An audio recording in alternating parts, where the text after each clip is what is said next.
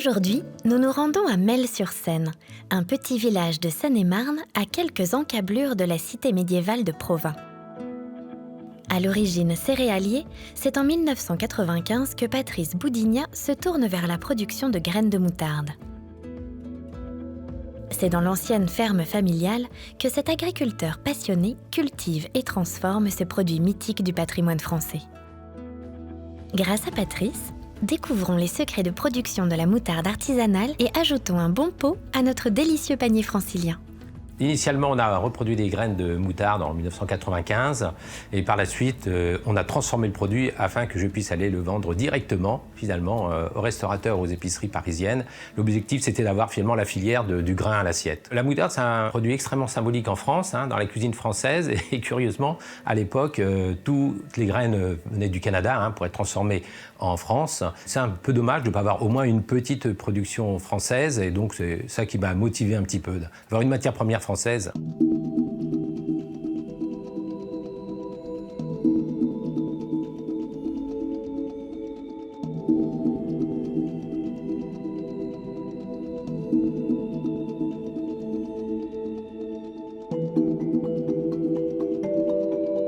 La parcelle de Patrice s'étend sur 12 hectares, avec 5 hectares dédiés à la moutarde, tandis que le reste est réservé au colza.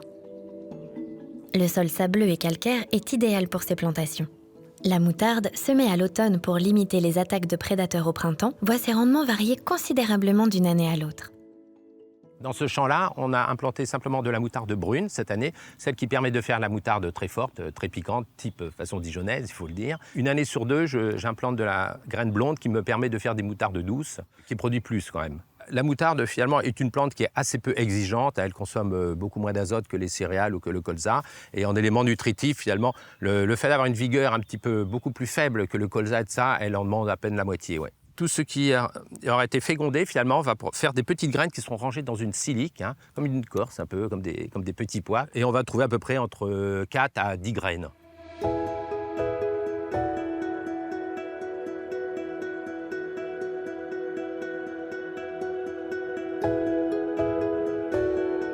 En effet, c'est cette partie, contenue dans les siliques, que l'on récolte pour ensuite ne conserver que les grains. À l'origine, on avait des fleurs, c'est les fleurs jaunes que l'on voit dans les champs, et celles qui ont été fécondées, donc on a des siliques et des petites graines qui sont à l'intérieur d'une silique, et c'est ça que l'on va récolter. Et là, je vous montre, voilà. Alors c'est très fin, c'est très très fin, vous voyez. Et suivant les années, évidemment, on en a plus ou moins. C'est la règle universelle. Et voilà, et ces petits grains, ça c'est la graine brune. Alors ça a l'air de rien, mais c'est très piquant. Si vous voulez mâchouiller, que vous attendez un petit peu après l'avoir salié, vous allez voir, le piquant se développe très vite.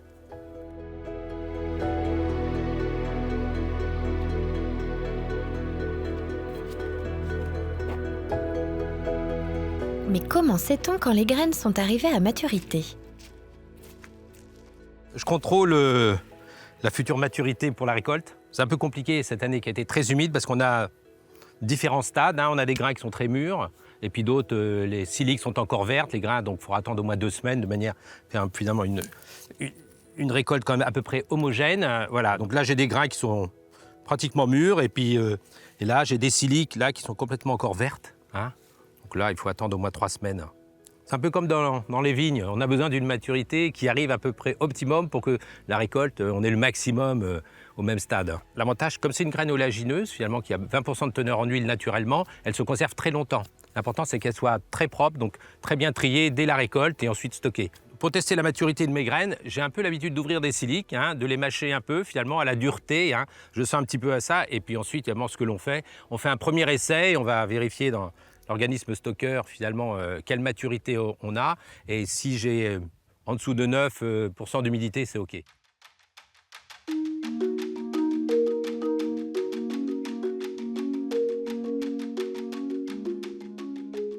Maintenant que nous comprenons la fabrication et la récolte des graines, retournons à l'usine pour découvrir les secrets de leur transformation en moutarde.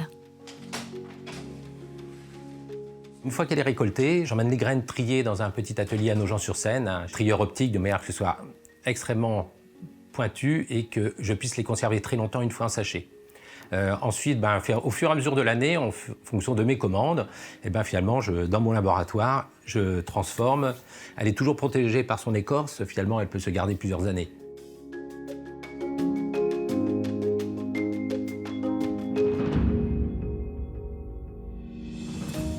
Bien que le processus soit industrialisé, les nouvelles recettes sont toujours testées manuellement. Patrice nous dévoile l'une de ses méthodes artisanales pour confectionner ses moutardes à l'ancienne. Donc là, je vais faire un essai avec un nouveau vinaigre et des épices variées. C'est pour un événement, donc ce sera juste pour un week-end. On fera une moutarde éphémère le temps de cet événement. Là, j'ai des graines qui ont été mouillées cette nuit, de manière à les détremper, que l'action chimique puisse commencer à se faire, le piquant puisse commencer un peu à se développer. Et là, dans ce seau qui va me servir à faire mon essai, c'est du vinaigre, les graines brunes que j'ai bien pesées, 30%, de l'eau avec du sel, des épices, et la totalité de la recette est là.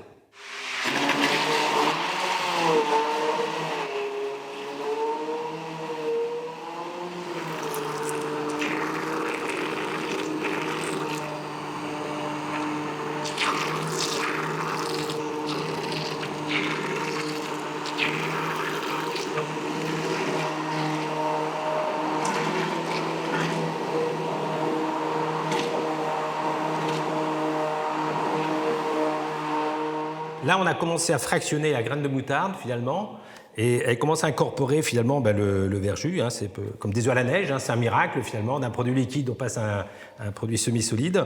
Et ce qui se fait sur le moulin à meule de manière instantanée, finalement, c'est broyer en une seule fois. Là, évidemment, quand on fait des essais, on le fait en plusieurs fois, on est obligé de mixer plusieurs fois. L'important, c'est d'obtenir la texture qu'on veut, que la graine soit suffisamment broyée.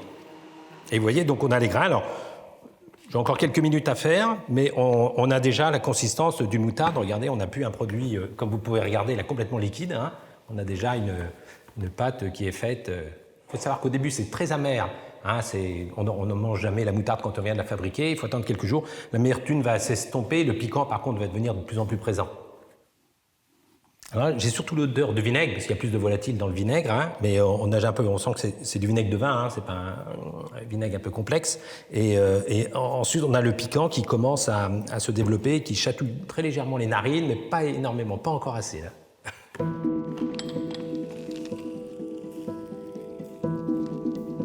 Il ne reste plus qu'à remplir les pots avec cette savoureuse moutarde à l'aide d'une poche à douille, puis à les étiqueter.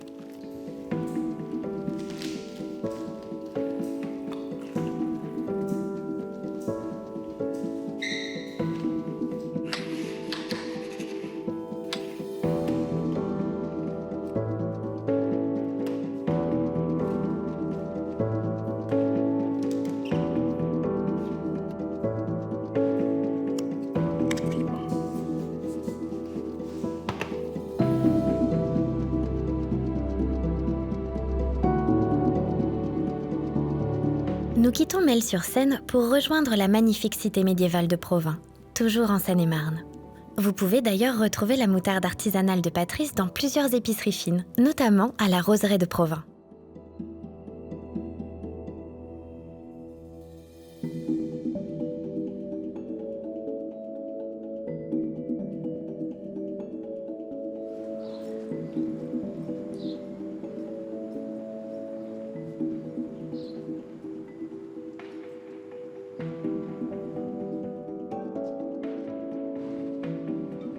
Nous avons rendez-vous au restaurant Les Bistrophiles, où le chef David Momasca nous attend.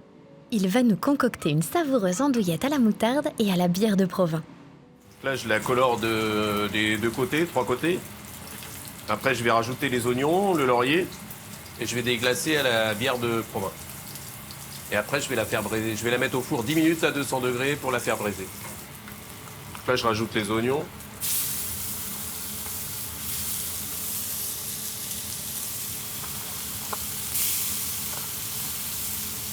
Une feuille de laurier.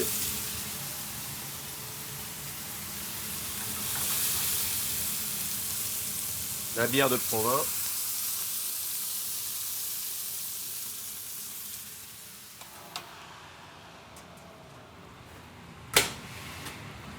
Donc là, l'andouillette est cuite. Je la débarrasse. Et on va faire la sauce à la moutarde de Provins.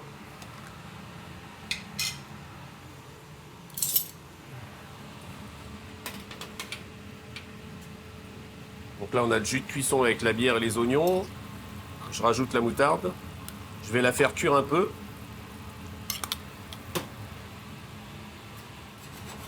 Et je vais rajouter du jus de poulet. Ça peut être du jus de viande, peu importe. Vraiment que c'est un bon jus de viande.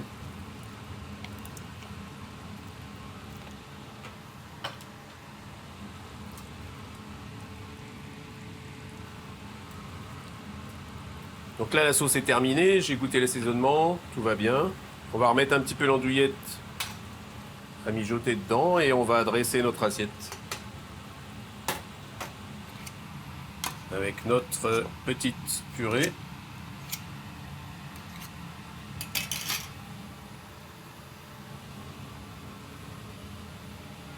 L'andouillette.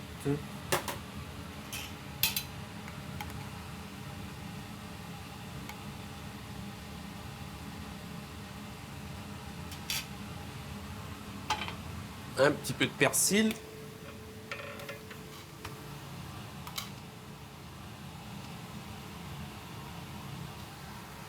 Et voilà, notre recette est terminée. Il ne reste plus qu'à savourer. Bonne dégustation!